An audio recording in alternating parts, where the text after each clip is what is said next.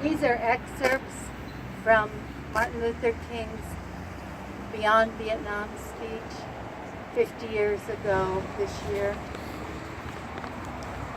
Since I am a preacher by trade, I suppose it is not surprising that I have 7 major reasons for bringing Vietnam into the field of my moral vision. There is at the outset a very obvious and almost facile connection between the war in Vietnam and the struggle I and others have been waging in America. A few years ago, there was a shining moment in that struggle. It seemed as if there was a real promise of hope for the poor, both black and white, through the poverty program. There were experiments, hopes, new beginnings. Then came the build-up in Vietnam, and I watched the program broken and eviscerated as if it were some idle political plaything of a society gone mad on war.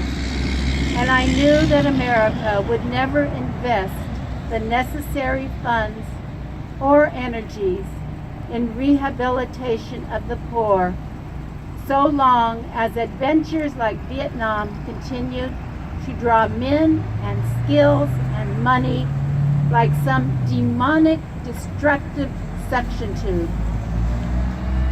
So I was increasingly compelled to see the war as an enemy of the poor and to attack it as such. Perhaps the more tragic recognition of reality took place when it became clear to me that the war was doing far more than devastating the hopes of the poor at home. It was sending their sons and their brothers and their husbands to fight and die in extraordinarily high proportions relative to the rest of the population. We were taking the black young men who had been crippled by our society and sending them 8,000 miles away to guarantee liberties in Southeast Asia, which they had not found in Southwest Georgia and East Harlem.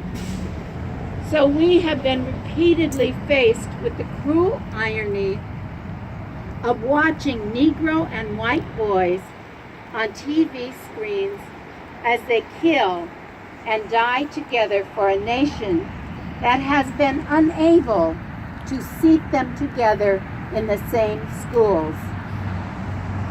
So we watch them in brutal solidarity, burning the huts of a poor village, but we realize that they would never live on the same block in Detroit. I could not be silent in the face of such cruel manipulation of the poor. My third reason moves me to an even deeper level of awareness, for it grows out of my experience in the ghettos of the North over the last 3 years, especially the last 3 summers. As I have walked among the desperate, rejected, and angry young men, I have told them that Molotov cocktails and rifles would not solve their problems.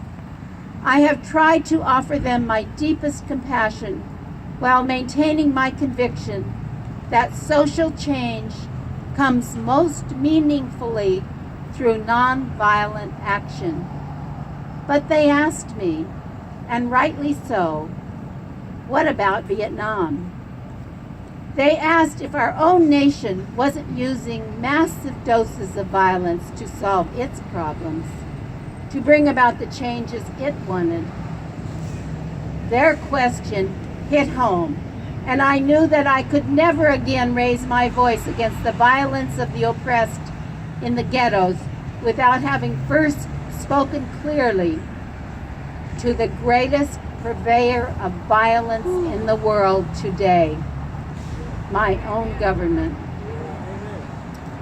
For the sake of those boys, for the sake of this government, for the sake of hundreds of thousands trembling under our violence, I cannot be silent.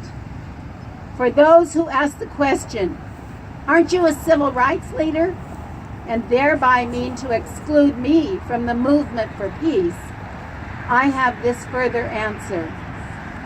In 1957, when a group of us formed the Southern Christian Leadership Conference, we chose as our motto, to save the soul of America. We were convinced that we could not limit our vision to certain rights for Black people, but instead affirm the conviction that America would never be free or safe from itself unless the descendants of its slaves were loosed completely from the shackles they still wear. In a way, we are agreeing with Langston Hughes, the Black Bard of Harlem, who had written earlier, "Oh yes, say it plain. America never was America to me, and yet I swear this oath, America will be."